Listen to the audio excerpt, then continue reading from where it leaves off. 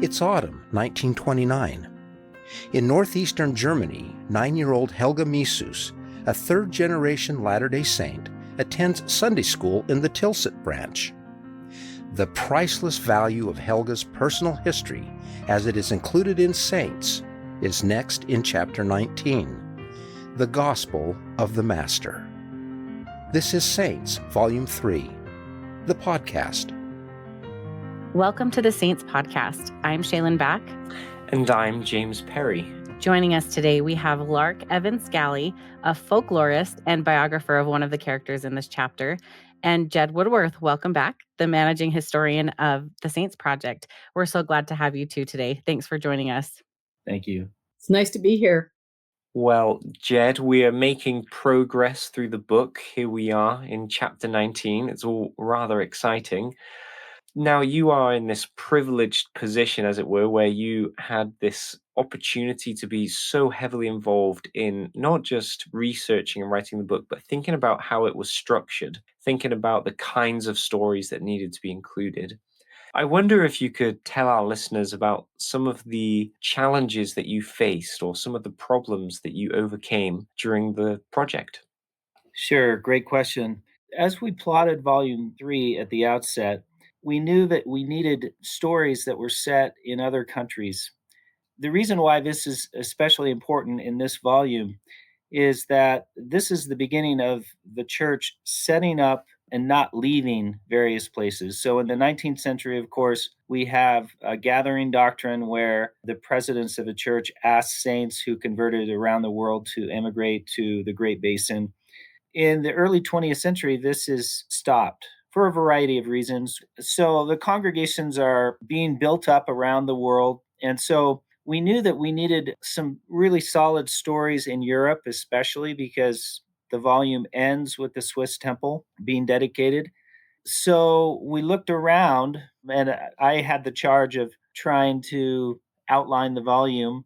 Of course, I turned to the collections here in the library, and I just was not finding a strong German character. And we wanted a German character who we could take for quite a while, a number of scenes, someone that we could show through the course of a lifespan. And I just wasn't finding the character here. And it was so frustrating to me because we have the best collections in the world for our church, naturally, but I was not seeing it. And so when that happens, when all of your efforts come to naught, you have to turn to other methods. And so I began praying about this matter. And I felt that I should go to BYU and look for a story there. I didn't really have time during the work week to do this. And so I asked my wife, can I take Saturday afternoon and go to BYU? And I did this week after week looking for various characters. But on this particular day, when I was in the Lee Library in Provo, I went to the biography shelf that has Latter-day Saint biographies, which I did every time that I did this. And I was reading systematically the shelf. And I came upon a memoir called Under a Leafless Tree, the story of a young girl in East Prussia. I started reading this, and immediately I was compelled by the pictures. There are so many pictures in this book, but I was mesmerized by the story, and I knew immediately after reading for 15 minutes that this was the person that we needed to feature in the volume. Thank you for sharing that, Jed. And I know that this is one of many stories that we as historians have almost been led to. I appreciate your willingness to sacrifice your time to try and find the right story. And we're so fortunate today because Lark is the one who helped Helga write her autobiography. So, Lark, how did you meet Helga and become involved in recording her story? Well, I had known Helga almost all of my life. Not long after she emigrated, she moved into our ward with her young family. And I was about the age of her youngest daughter. And my dad thought it would be great if we learned a little German and one of her daughters helped us with the ironing. So there was a little bit of time when we had one of her daughters in our home, but I didn't learn German, and that period ended. However, years later, I heard Helga in the same ward telling stories of her youth about Hitler, about bombing raids, and these tremendous experiences about miracles. And so I would just ask her every so often, when are you going to write your story? You've got to write this story, because I couldn't stand the thought that this incredible story would be lost. And she just gave me excuses. She was busy. I mean, she was only in her 80s, so she was very young. And she said, I've got to sew this. I've got to do my gardening. I have a temple appointment. I have a book group. I'm going to be traveling. And so she put me off every time. And finally, she was called to be my visiting teacher. And I said, aha, I'm coming to your house when you visit teach me, because she would never miss visiting teaching, of course. So I'm coming to your house, and we'll put a microphone on you every time I visit. So that's how we got started. That's such a neat connection. So, Lark, Helga is this fascinating character that we're being introduced to in this chapter. I wonder if you could tell us a little bit more about how she reacted when you were asking her questions. Was this something that she enjoyed doing? Did she come to appreciate telling you these stories, or was there great resistance the whole way through? This is a great question. She, as many people do, underestimated the power of her story. And at first, she thought she needed to start when she was born and remember every little detail, who she was related to, everywhere she'd been. And it was tedious for her. She tried writing it, and it just couldn't happen. And so she was very self-conscious. People wouldn't want to know these details, but we kept going.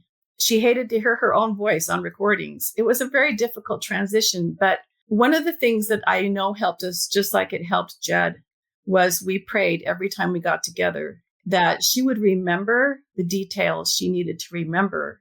And that brought a great spirit. And over time, as she focused more on telling her stories rather than all the details, and she began to enjoy it. And our meetings together became very precious. So it took a while, and she always protested, nobody's going to want to know my story.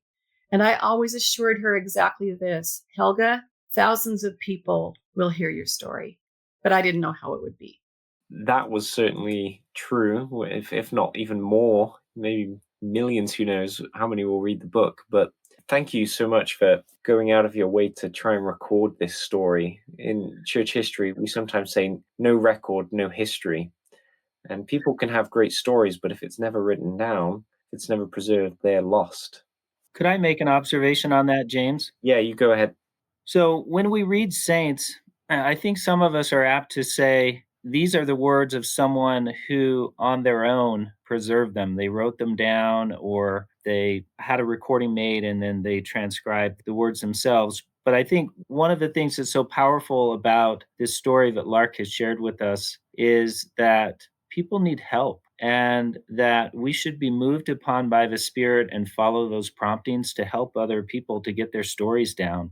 And it could be that as sons and daughters, we need to help our parents, or it could be that we're in the role of a minister, as Lark was or Helga was, to help someone in our ward. Maybe it's a family history consultant in our ward where we have this call and we're not sure what to do. Well, you can go and find someone if you have the determination and the drive. And it's just amazing to me, had it not been for Lark and her determination to see this story to fruition, that we would not have it. Helga would have gone to her grave with these stories, and her children would have them, but no one else would. This is one of the reasons why I'm so glad that Lark is here, because I think this story is extremely powerful. Not just Helga's story, but Lark's story. Thank you, Jed. May I make another comment about why it was important to me? I realized not long after launching into the project that it was the story of a town and the story of a branch and the story of people who, not to be a spoiler, but would not survive the war. And that made it even more meaningful because these people could never tell their story. And this town is now a completely different town. They speak a different language there. It's in a different country.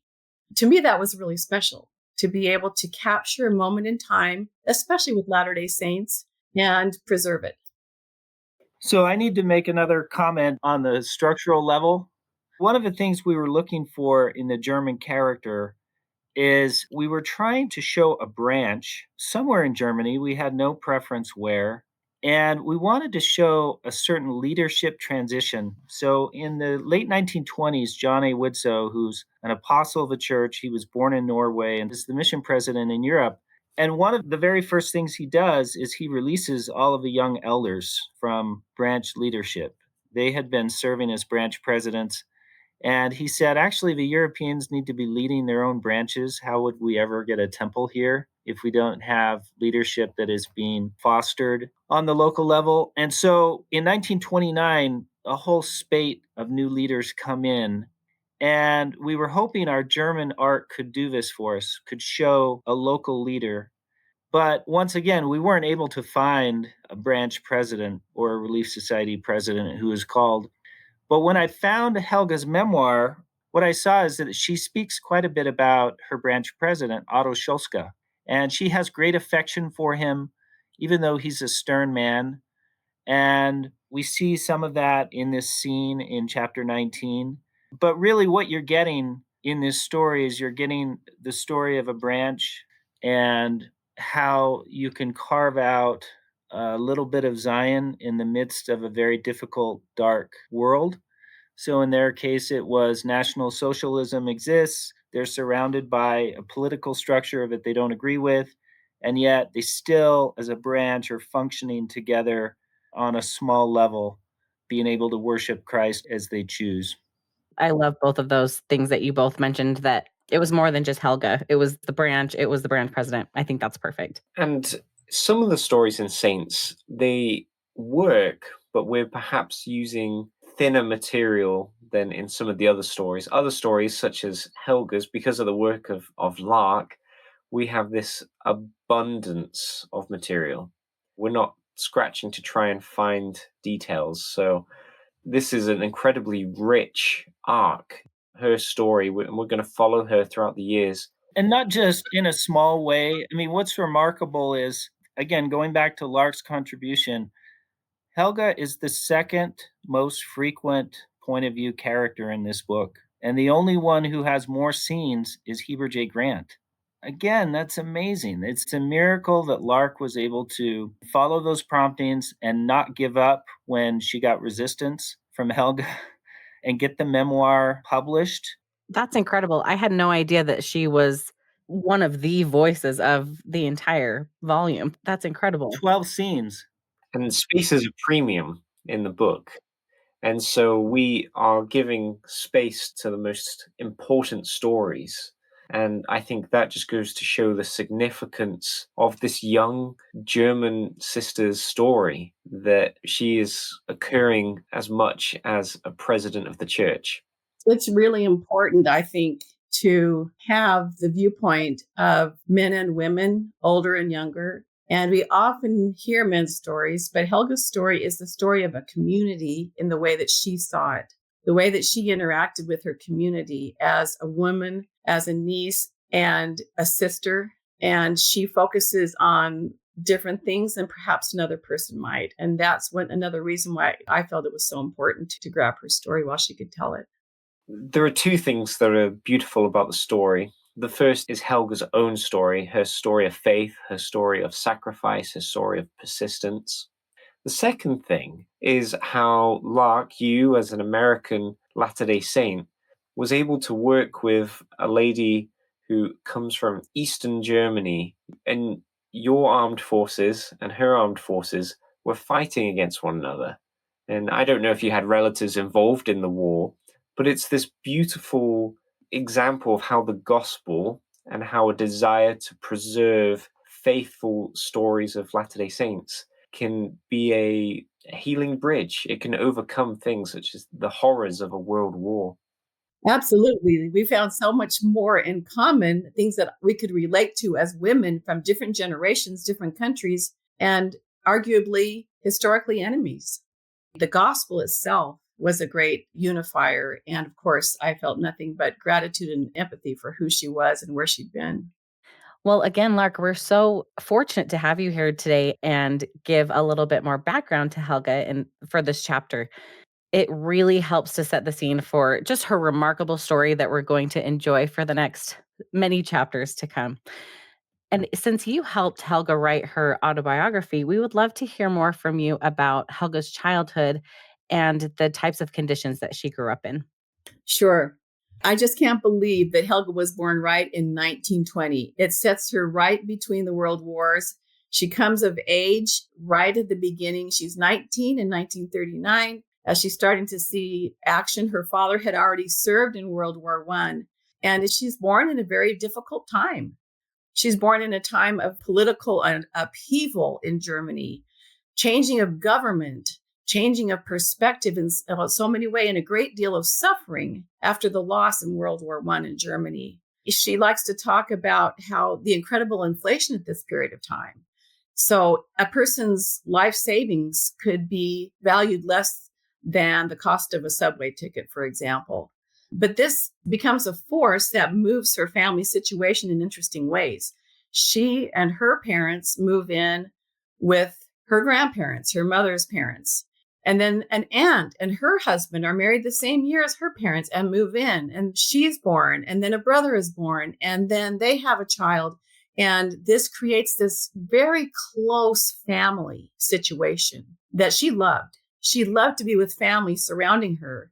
And I think we can look to this period of time to see how important that was to her. I think it's kind of funny, too, that her mother was expecting a boy. And Helga always felt she was not that welcome. Her mother didn't even have a girl's name. So she wasn't born in the ideal circumstances, but she's born into a wonderful family in a lot of stress. And that provides fodder for an interesting life. It's really interesting to see, particularly with her family being members of the church, how they have this incredibly close family, which is extended again to this family atmosphere within the branch. As we read, their family is obviously very important to the congregation as well. So, one of the reasons why Helga worked for us as a character is that she is not a first generation convert. She is a third generation Latter day Saint. And one of the things we wanted to show in this arc is that in various countries around the world, we're now starting to build up congregations that have multi generational families. And so when I saw that her grandmother had converted right at the very beginning of the book, I was very intrigued because we just couldn't have someone who was joining the church to illustrate congregations accumulating in strength. Thank you, Jed. I think it's really important to show that the church is developed in different areas. And we know that Germany in the 20th century is actually, for Europe, becoming a place of strength.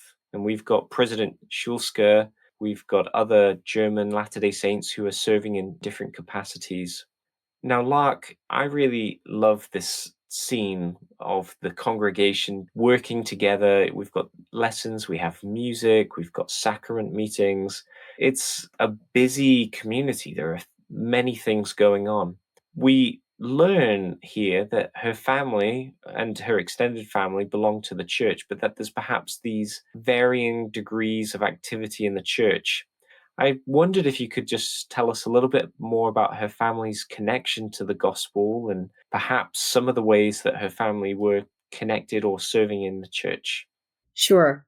A little bit of background about how they first came into the church.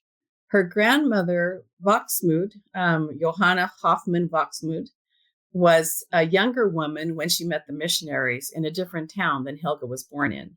And the missionaries said they would come back, but they never did. And so then in another time, years later, she ran into some neighbors who were members of the church. With these neighbors, she became very interested, and Helga's mother was fascinated as well. She and her sisters, in fact, used to go to Mutual on Wednesday nights. But their father, Helga's grandfather, was not pleased that they would meet with the Mormons at that time because he had heard about them and was afraid that they would just take his lovely daughters and marry them off to somebody in America as a plural wife. So there was some resistance to that. But eventually, he also joined the church, and Helga's family became integrated more and more. And as the generations came along with her aunts and the men that they married, her uncles in the church, it was always the case in her family that the aunts were more involved than the uncles. They were more converted, Helga felt. And so they became integrated in the branch, these aunts, in writing plays, directing music, participating in lessons.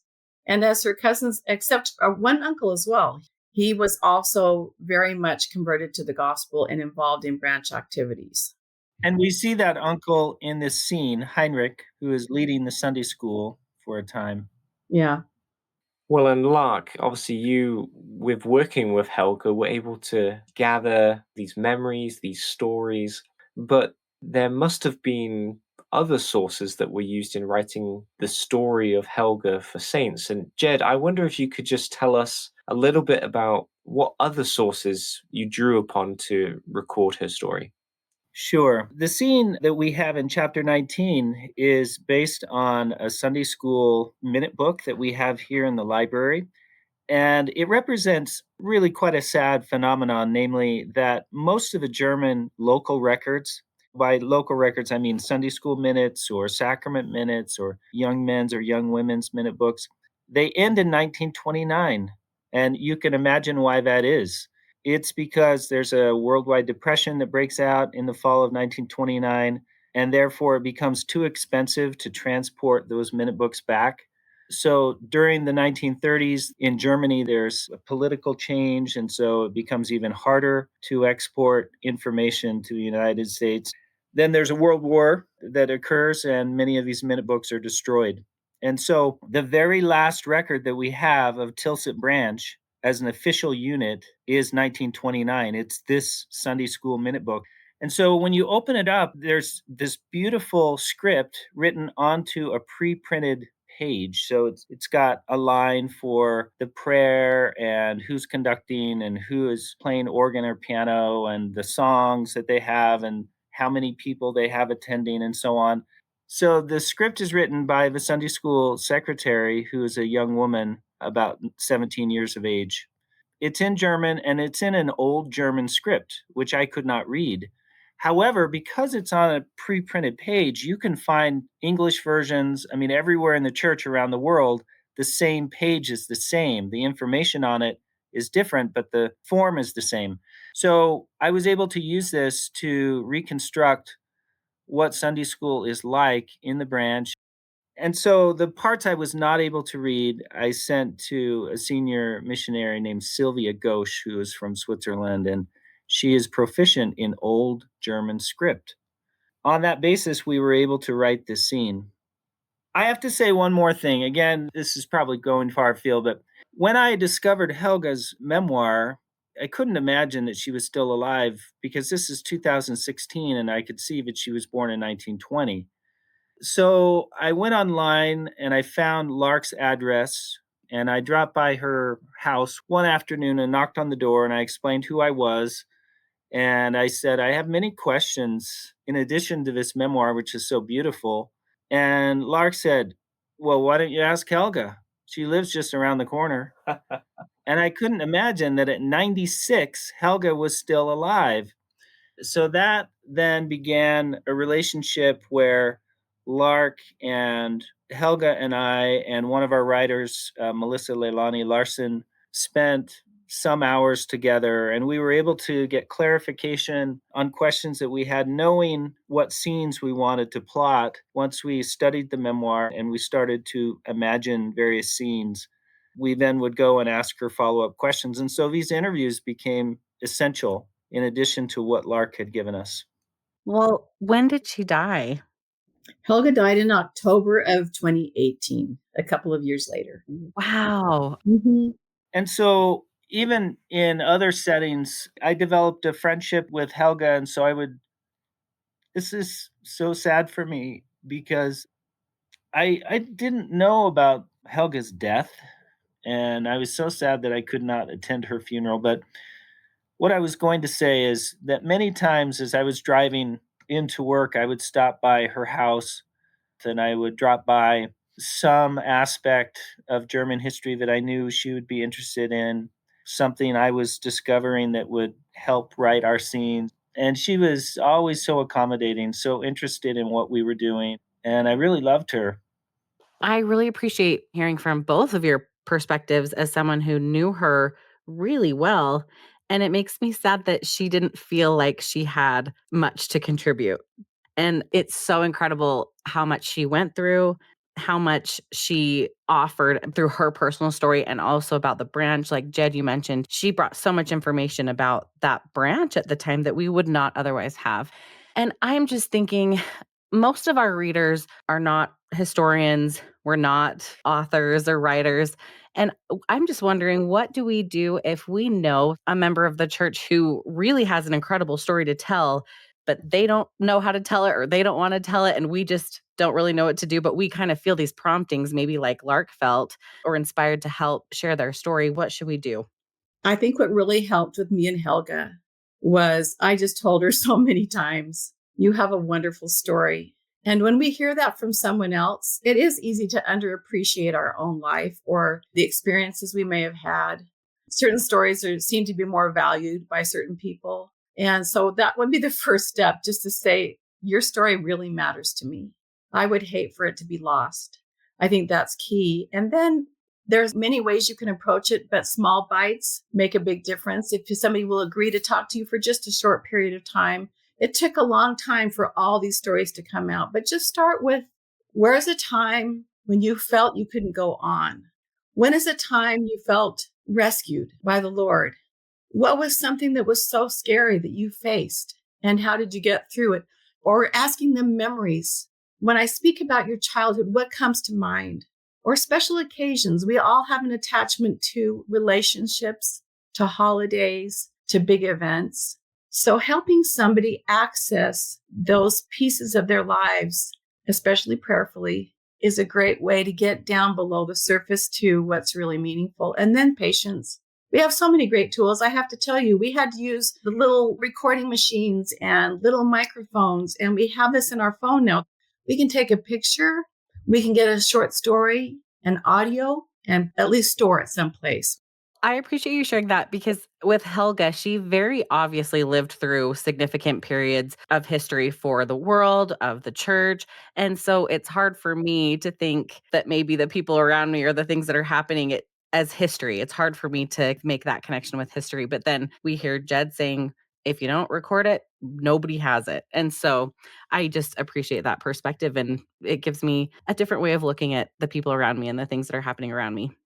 I think the biggest mistake that people make in approaching their own autobiography is that they don't make it easy enough for themselves. And I think Lark's questions are spot on. What we need to be recording is stories that really matter to us. And the key word is story, not details or facts or what is your favorite color. So for a woman, it might be, tell me about the birth of your first child. That's such a powerful moment, a powerful story. And how many stories of births are lost because no one thought to ask, well, what was that like to learn that you were going to have a boy? Or what did you do to celebrate that occasion when you found out you were going to have a child? So the emotional valence surrounding the story is what you want to capture. The most powerful, important stories in a life deserve to be recorded. But often those are the very stories that we go to last. I will just interject that I don't think there is any life that isn't worth telling about. Helga was born in a unique time and place, but it's more getting to the story. Every life is significant and meaningful. And if we can hit it at these entry points, these meaningful points that Jed's talking about, then we can get something that's valuable to certainly family and oftentimes other people. Thank you so much for sharing that. I think for our listeners who are maybe inspired to go out and track down a neighbor or a fellow congregation member and talk to them, I think from what I'm hearing is that one of the keys is to ask the right questions and to be persistent, to be prepared to make it happen.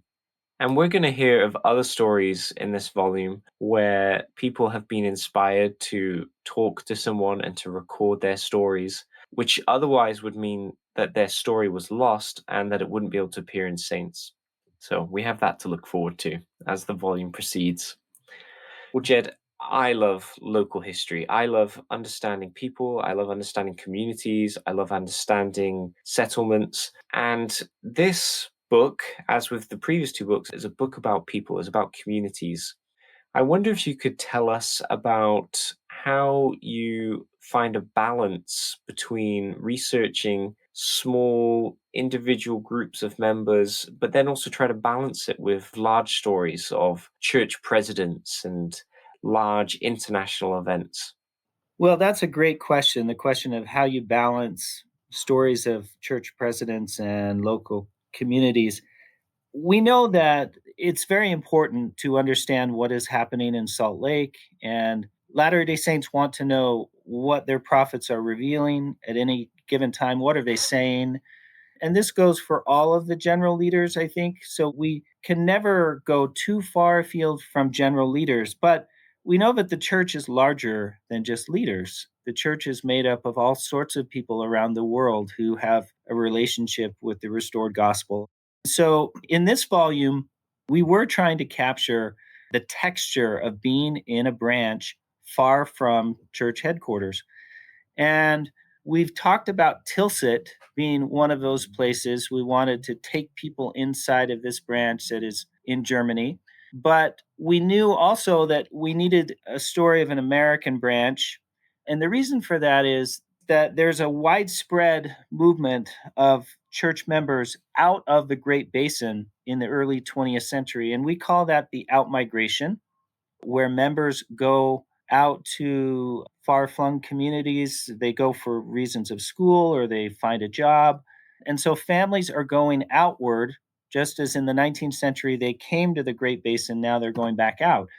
And we wanted to show that movement happening.